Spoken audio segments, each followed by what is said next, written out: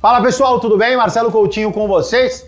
Momento Webull, vamos fazer um wrap-up da semana anterior, ou seja, vou passar para vocês um outlook do que aconteceu, logicamente vocês estão acompanhando, e a minha percepção. Eu já fiz as análises para ver o que eu enxergo para essa semana. Bom, o mercado americano ficou ruim, piorou muito, mas assim, de forma acentuada, quarta, quinta e sexta-feira.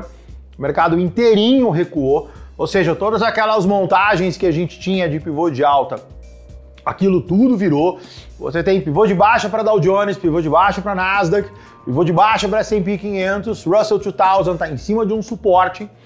No caso dos três índices, Dow Jones, Nasdaq e S&P 500, você está ainda no meio do movimento de queda, ou seja, você está ali entre o primeiro e o segundo suporte. Eu falei hoje pela manhã, você tem Nasdaq e Dow Jones na faixa de 1.300 a 1.400 pontos ainda de queda. Quando você vai para o S&P 500, você tem mais 210 pontos possíveis, 210 pontos de baixa. Então assim, o mercado está bastante agitado. Você vê o VIX, a casa de 160%. Você vê agora, né, a Nikkei, que é quem acompanhou, 12,40% de baixa, a maior baixa desde 1987. Você tem a entrada ou não do Irã, agora, em questão do assassinato do líder do Hamas.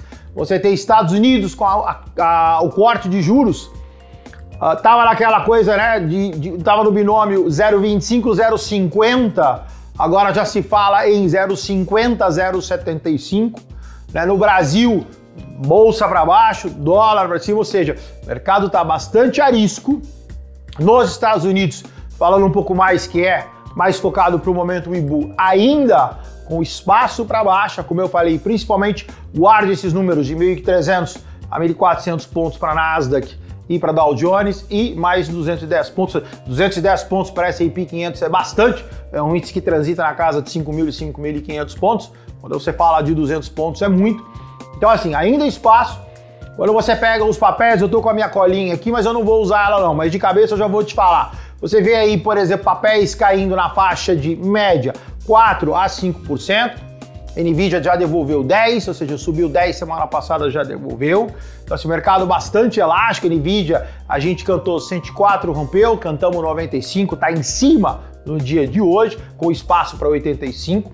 Então, assim, momento de volatilidade, minha recomendação é buscar proteção. Então, quem ainda não opera, exemplo, via derivativos, utilização de call, utilização de put, compra e venda de opções, aí depende da estratégia que você vai desenhar.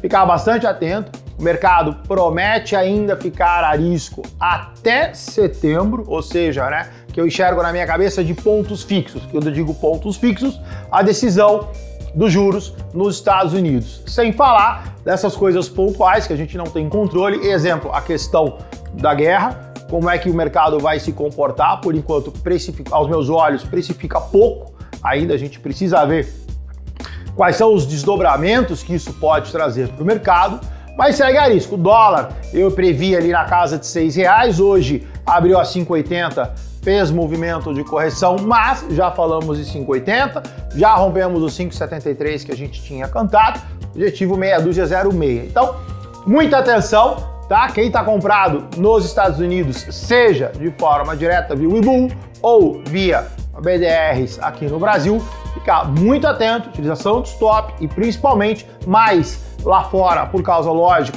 da liquidez que você tem no caso de derivativos, tentar se proteger de alguma forma, porque o mercado americano ainda tem espaço para mais baixa, tá bom? A gente se vê, se Deus permitir, na próxima semana, no Momento Webull, na nossa análise semanal. Um abraço para vocês, tchau, tchau!